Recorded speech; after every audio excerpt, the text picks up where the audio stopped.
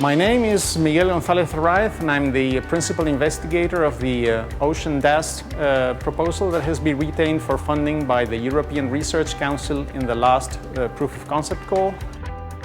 The main motivation behind this project is the fact that 70% of Earth is covered by oceans. However, only 1% of the seismic instrumentation is actually located offshore. So this means a couple of big problems.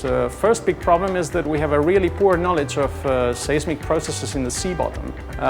We have a fairly good instrumentation onshore, but really offshore this knowledge is much worse. A second big problem, and this is a really big issue for society, is the fact that our current early warning systems for events as damaging as tsunamis are really not as good as they should be. What happens with current offshore instrumentation is that it's very limited. It's limited basically in two aspects. One aspect is lifetime.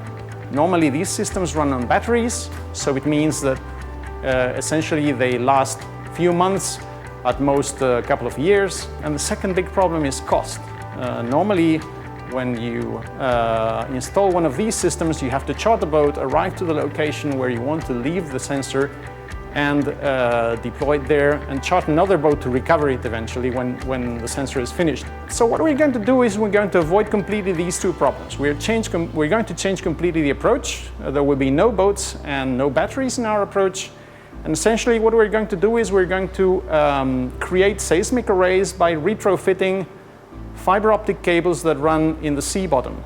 These are the same cables that serve as internet at home or that provide telephone connections. So essentially we'll locate a single optoelectronic unit in one end of this cable, and this optoelectronic unit will transform this cable into a full seismic sensing array with thousands of measuring locations along the cable. We will typically cover with one of these units a distance ranging from 50 to 100 kilometers, and typically a few thousand measuring units along this single cable.